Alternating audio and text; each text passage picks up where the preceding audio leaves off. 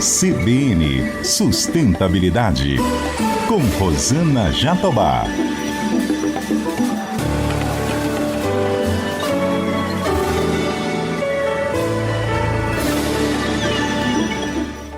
Oi, pessoal, tudo bem? O CBN Sustentabilidade de hoje aborda a agenda ESG na indústria da moda.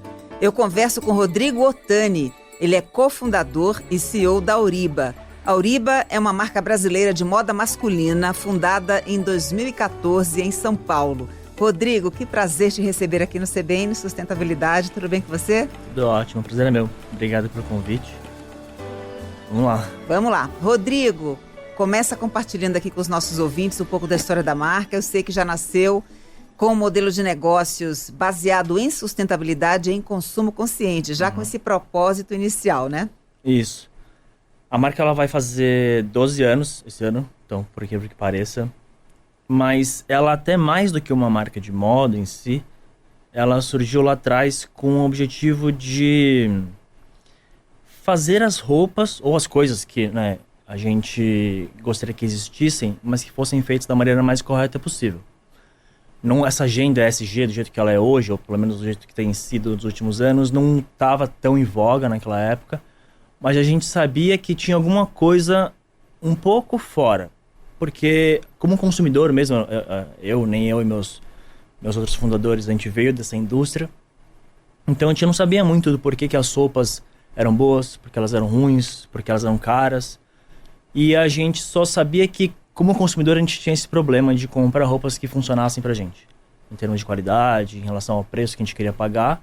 E foi daí que surgiu o grande porquê de entrar nessa indústria da moda em si, né? A gente nem se vê tanto como uma marca de moda, a gente se vê mais como uma marca de roupa, digamos, para atender esse nosso cliente, que é prático, que se preocupa com o que compra, mas que quer coisa boa, que tenha qualidade. E aí ela veio junto, lá atrás, com uma vontade também nossa de fazer alguma coisa com um propósito maior do que só ser um trabalho.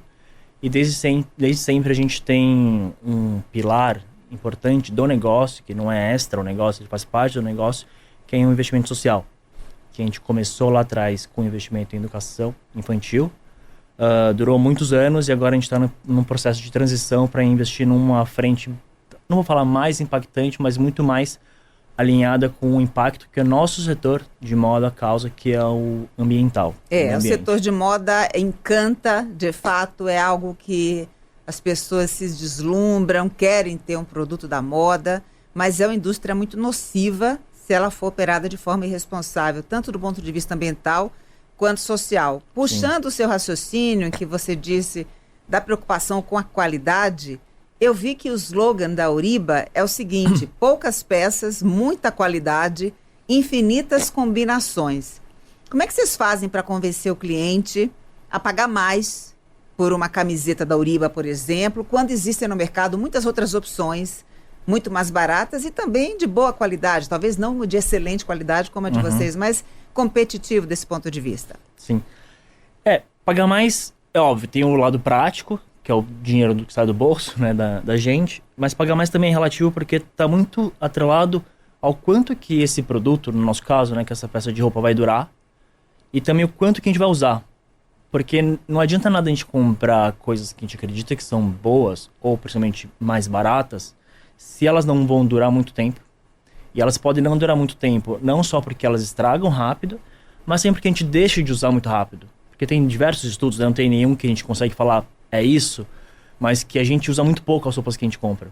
Então a nossa proposta de coleção, entre aspas, de criação das peças, é sempre pensando no cliente, em como que ele vai usar. E o porquê que ele precisa daquela peça de roupa.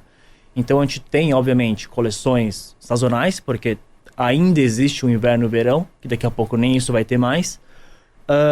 Mas é sempre pensando em quanto mais a gente consegue fazer com que o nosso consumidor, né, a pessoa que gosta da marca, consiga usar essas peças de roupa durante o dia dele, durante a vida dele. E assim esse parâmetro de caro barato, ele se dilui. É assim que a gente entende o que é esse tal desse preço, né, do produto. Agora, não é um paradoxo você incentivar o consumidor a comprar menos e melhor, e ao mesmo tempo você tem a obrigação de crescer a empresa? Como é que faz? O crescer, aí a gente tem um entendimento do que é esse crescer. Pra gente é muito importante crescer, porque eu acredito que pra gente causar um impacto positivo no mundo que seja, a gente precisa crescer. Porque a gente tá numa indústria que é uma indústria de escala. Quanto mais a gente cresce, se a gente se mantém fazendo o nosso trabalho do jeito que a gente acredita, do jeito que a gente faz hoje, o impacto mais positivo, eu vou falar mais positivo porque só positivo ele não existe, ele é maior. Vou dar um exemplo.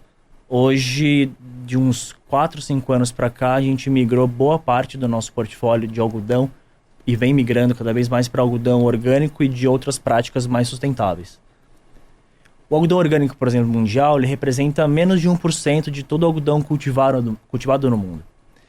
E aí ele é um pouco mais caro, né, para se produzir e tal. Só que a gente acredita que ele é mais caro porque ele não tem escala ainda. Então as práticas produtivas, eles já começaram a chegar. Então quando a gente dá escala, a gente aumenta a eficiência, esse preço cai, e esse preço caindo, o preço para o consumidor final também cai. E aí eu consigo uma escala maior ainda. E aí quando a gente fala esse paradoxo de querer vender mais, mas promover um consumo mais consciente, é justamente porque a gente vive num mundo que o consumo, ele não é nem que ele é importante, ele faz parte da nossa vida. A gente não sai pelado na rua, né, no dia a dia. Então, já que a gente vai comprar roupa, a gente deveria pensar mesmo no que a gente compra. E não estou falando nem só de Oriba, mas de todas as marcas que se preocupam em fazer um produto melhor.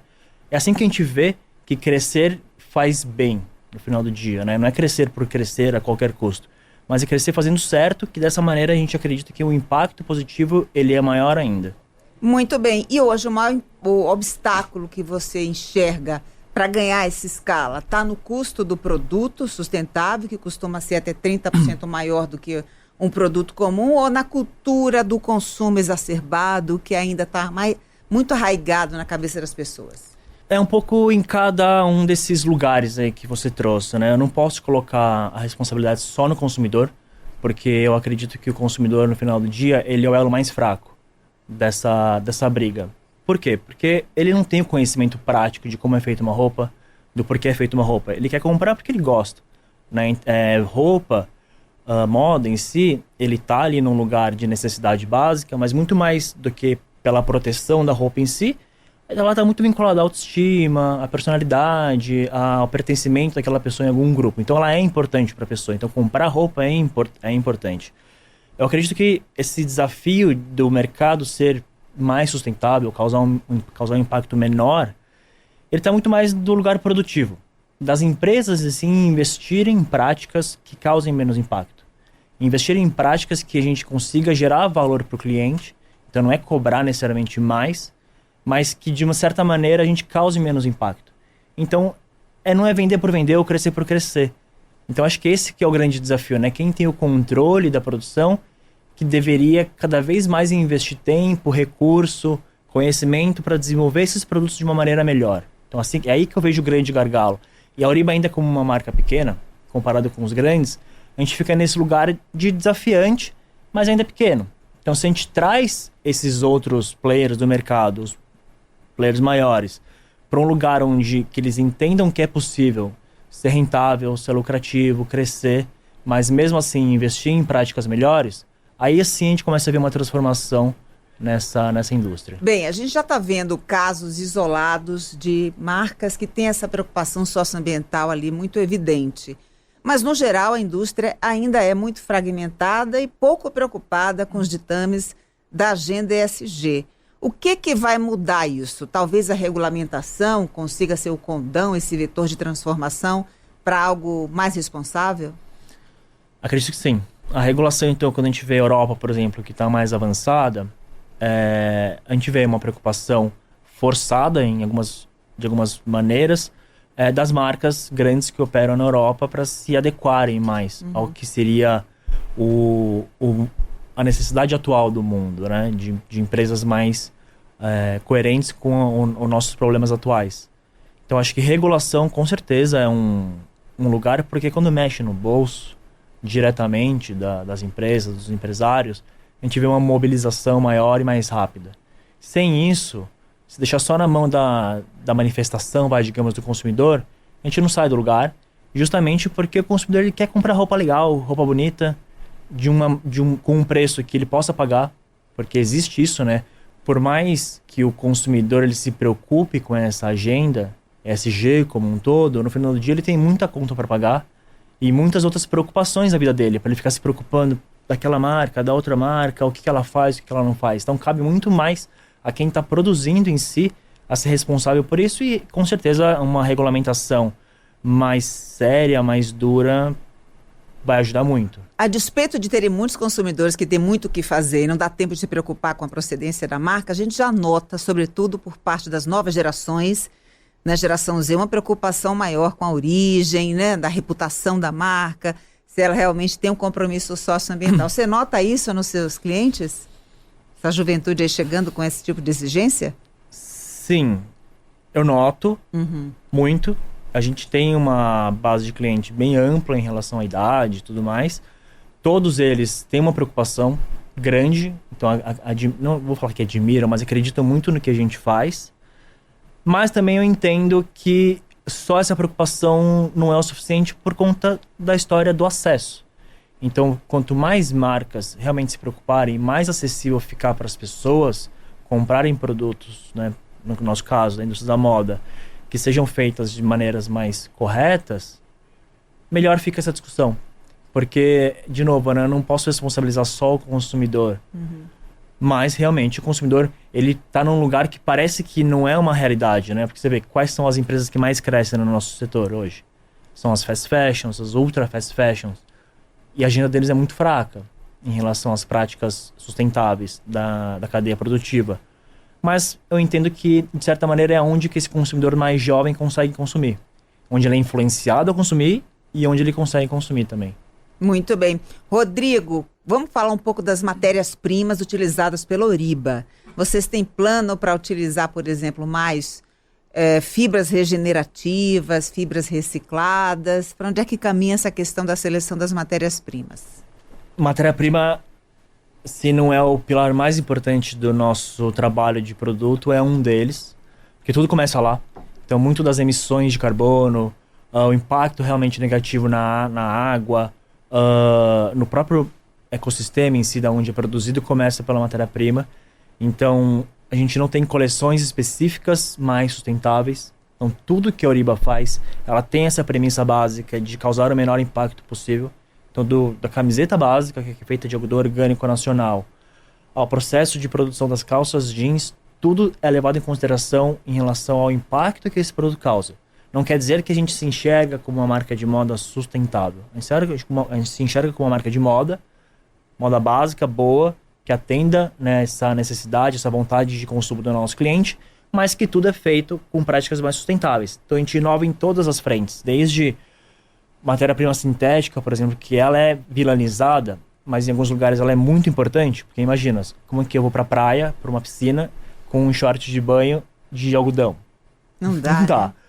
Então, quando é obrigatório, entre aspas, que um produto seja feito de matéria-prima sintética, um poliéster, uma poliamida, a gente busca produzir ele, desenvolver esses shorts, nesse caso, de poliéster reciclado, que mantém as propriedades técnicas do produto. Então, o que é a qualidade, a respirabilidade, etc., mas que o jeito que ele seja feito com esse impacto mais baixo possível. Porque as pessoas ainda vinculam hoje um produto mais sustentável como aquele produto rústico, aquele produto de qualidade duvidosa ou inferior. Mas não. Hoje a graça do nosso mercado é fazer a roupa tal qual a gente imagina que ela seja, mas usando matérias-primas, nesse caso, de menor impacto. Como fibras celulósicas, material reciclado, material regenerado, práticas de cultivo de algodão, por exemplo, orgânico regenerativo. Isso faz parte do nosso dia a dia. A gente não faz nada pontual em relação a isso. É sempre uma evolução a partir daí. Muito bem. E a questão do monitoramento, da seleção dos fornecedores, que aí é o grande desafio, você controlar da porteira para fora, como dizem aí no jargão. É bem fragmentado, né, a indústria. Então, acho que um dos talvez maiores ganhos que a gente teve nos últimos tempos, entrando num grupo maior, empresarial, né, um grupo de marcas maiores, foi a aproximação maior ainda que a gente já tinha com a nossa cadeia de fornecedores de maneira formal. Então, além de a gente ser signatário da BVTEX, que é a Associação Brasileira da Indústria Têxtil, que monitora as confecções, principalmente em práticas trabalhistas, a gente tem um time interno de auditoria que visita periodicamente todas as fábricas, avaliando não só com critérios externos, mas também com critérios internos de boas práticas de gestão de pessoas, de uso de recursos naturais, então água, energia elétrica, etc., boas práticas de governança. Então, esse trabalho é feito internamente, continuamente, e é uma coisa que a gente tem bastante orgulho por conta disso. Tem uma pessoa que trabalha comigo, de produto, que ela fala, quando ela entrou, ela veio de uma empresa muito grande do nosso setor, muito grande mesmo, que por mais legal que seja, tem ali suas questões por ser muito grande, talvez, não sei. E ela falou uma vez uma frase que foi muito interessante, que a gente, na Oriba, a gente joga com o braço amarrado para trás. O que eu quero dizer? A gente não tá aqui para fazer uma marca de moda sustentável. A gente tá aqui para fazer uma marca de moda. Beleza. Então, eu tenho um objetivo de escala, de fazer produtos de qualidade, qualidades superiores até do que a gente tem no mercado em relação aos concorrentes. Mas, além disso, eu tenho esse critério de seleção de fornecedores e seleção de matérias-primas, que ainda é um grande desafio a ser superado, porque ainda não é uma prática comum do mercado. Então, realmente, por mais que não pareça, é mais trabalhoso fazer uma camiseta que seja básica da melhor maneira possível em si. Então, a gente tem um trabalho interno muito grande de gestão e seleção de fornecedores por conta disso. Digamos que ali na cadeia produtiva vocês notem algum fornecedor com algum tipo de irregularidade, seja no pilar social, trabalho indigno, seja no ambiental, contaminação do meio ambiente, etc. Como é que vocês fazem? Excluem do portfólio imediatamente ou dão uma oportunidade para que ele se requalifique e retorne? Tem níveis de problemas que esse fornecedor pode ter. É óbvio que se ele tem um problema muito crítico, muito provavelmente ele nem teria passado no primeiro crivo de entrada como para poder ser um dos nossos fornecedores. Mas digamos que aconteça alguma coisa. Se for alguma coisa, algum problema, alguma situação pontual, realmente a gente deixa ele em stand-by e ajuda ele, no possível, a se reorganizar, se recompor para continuar sendo um fornecedor. Se for algo que ele não tem interesse em melhorar, ou que realmente é muito crítico, aí ele é excluído da lista de fornecedores. Não tem como reinseri-lo, né? Agora, Rodrigo, a gente sabe que a indústria da moda gera muitos resíduos, né? Eu fico na cabeça com aquela imagem dos caminhões chegando ali no Atacama, despejando aquelas montanhas de roupas. Por mais que você veja iniciativas tentando dar uma destinação correta, elas são muito incipientes ainda. Vou perguntar para você, na Uriba, vocês têm programas de logística reversa, de reparo das roupas ou até mesmo reciclagem das peças? Sim, a gente, até recentemente, é um projeto que está ainda andando em maneira soft open, né? Uma maneira ainda não pública. A gente tem um lugar que a gente chama de OLab, mas é um laboratório criativo, que um dos objetivos dele é ajudar as pessoas a repararem as roupas delas. Porque tem duas coisas, né, da indústria. A gente entende que para se vestir bem, a roupa tem que vestir bem. Então esse laboratório é um ateliê de costura interno nosso, que ajuda essas roupas a vestirem bem os clientes. Mas outro ponto é, uma roupa estraga. Acontece, nem uma roupa de ferro, né? Então um botão pode cair, uma costura pode abrir com o tempo. Então o nosso objetivo com ele é ser um primeiro projeto piloto para que as pessoas possam trazer ou mandar essas roupas de volta para a gente consertar e com isso essa história dessa roupa continuar com o cliente. Até porque tem peças de roupa que a gente gosta muito, que a gente usaria mesmo com um remendo, uma costura, né? Com determinada peça, nem me fale disso. Exato. O outro projeto que aí sim já está em andamento há mais tempo, em todos os nossos pontos físicos a gente tem uma urna, que a gente chama de urna do desapego, que é um lugar onde a gente incentiva as pessoas a levarem as roupas que não usam mais, de preferência as de bom estado, para que a gente possa encontrar um destino que ela vai ter um uso real para elas. Então ela tem ido super bem, de uma maneira também muito ali no dia a dia das lojas em si. E a reciclagem de roupa, eu sei que já existem iniciativas de reciclagem, mas ela ainda é um desafio bem grande. Por quê? Porque também tem um ponto que pouca gente fala, que a sustentabilidade ou o impacto de uma roupa, ela começa no design dela. E reciclar uma roupa é muito difícil. Principalmente quando a gente fala de reciclar e manter a qualidade do que sai de recurso daquilo, né? Porque uma vez que você recicla, por exemplo, algodão, um tecido de algodão, a qualidade daquela fibra ela é inferior. Eu não conseguiria fazer uma camiseta ou uma camisa com a mesma qualidade que eu faria com uma fibra virgem de algodão nobre, por exemplo, como o algodão pima, com um algodão reciclado. Tem um outro uso para ele. Então, as tecnologias de reciclagem para fios sintéticos já são mais avançadas, mas o problema é que quando uma peça de roupa, principalmente quando ela não é pensada no começo dela para em algum momento ser reciclado, inviabiliza. Vou te dar um exemplo. Todas as nossas calças jeans hoje, elas são feitas sem o rebite, que é aquele negocinho de ferro, ou de alumínio, de alguma coisa, de alguma liga metálica, que dá um reforço nas costuras dos bolsos. Repara, isso é uma coisa super antiga, que foi da época da Levi's, lá atrás, que foi inventada para realmente dar mais resistência para a calça. Hoje já existem outros jeitos de dar essa resistência nas costuras sem esse negócio, sem esse rebite. Só que para você reciclar uma calça, você vai precisar arrancar esse rebite fora, arrancar o zíper fora, arrancar o botão fora. E isso ainda é muito manual. E isso inviabiliza, de muitas maneiras, a reciclagem de roupas como um todo. Então, reciclar uma peça de roupa que tem muita mistura de fibras, você também não consegue tirar um produto de qualidade depois. Então, a reciclagem de roupa ainda é muito incipiente. Tanto que muitos dos projetos de coleta de roupas que não tem mais uso, que tem uma destinação mais correta, normalmente essa destinação é porque a gente chama de cogeração de energia. É para caldeira, né? Caldeira de siderurgia, Fornos, né? caldeira de metalúrgicas e tal. E tudo bem porque esses negócios precisam de energia térmica, muitas vezes.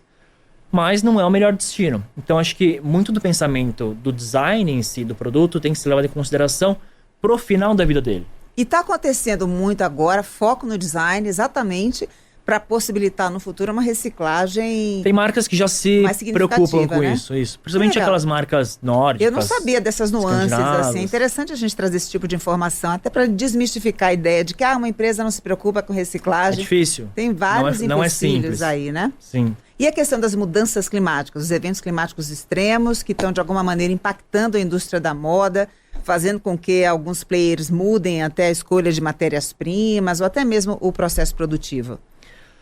Impacta bastante.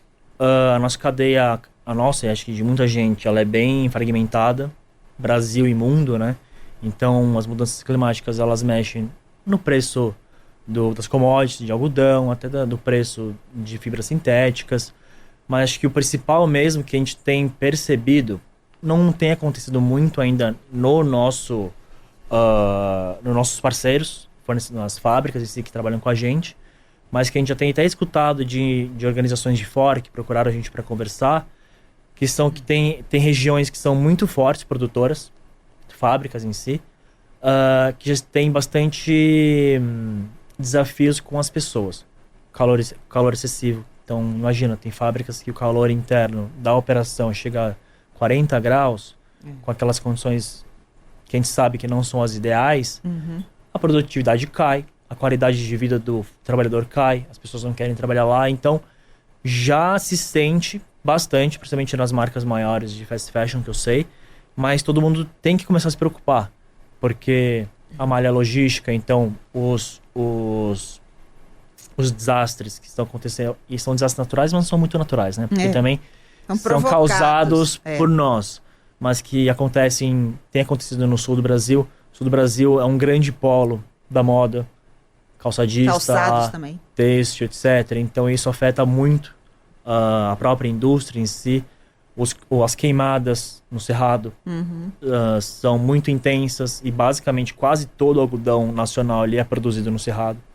Então a falta de água, querendo ou não, a indústria da moda, ela usa muita água.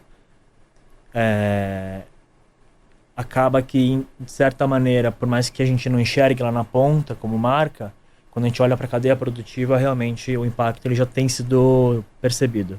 E aí está obrigando, né, muitos fabricantes a adotarem medidas para mitigar e adaptar. Muito. A questão da adaptação climática, nesse caso, é essencial. Muito. Fora o próprio consumo em si, né? Quando você entende que no inverno você deveria vender blusa de frio e faz 35 graus quando era para estar fazendo 20, muda também essa dinâmica do que é produzido. Verdade. E, de certa maneira, também impacta negativamente o meio ambiente. Porque para onde vai essa roupa que a gente não vendeu? Ou que a gente não usou? Tem coisas que a gente não consegue parar para pensar, porque, de novo, voltando, né? A gente tem muita coisa para pensar, mas que acontece também. Muito obrigada, viu, Rodrigo, pela sua participação aqui no CBN Sustentabilidade. Você viu que o papo foi tão gostoso que já passou, ó, 30 minutos. Eu acho que a gente pode ficar mais 30. Vamos? Se deixar, eu vou falar. Mas já te agradeço, te convido para uma próxima oportunidade. Parabéns pelo trabalho que vocês desenvolvem na Uriba. Parabéns, de fato, é um trabalho de excelência. Tomara que todo mundo que esteja nos ouvindo consiga reconhecer esse trabalho primoroso que vocês fazem. Espero que sim. Obrigado. Gente, eu conversei com Rodrigo Ottani, cofundador e CEO da Uriba.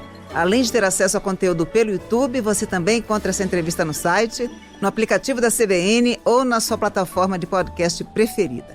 Colaboraram comigo aqui no CBN Sustentabilidade, minha produtora Karina Almeida.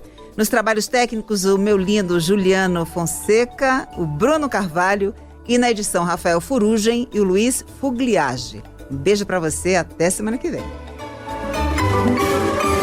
CBN Sustentabilidade, com Rosana Jatobá.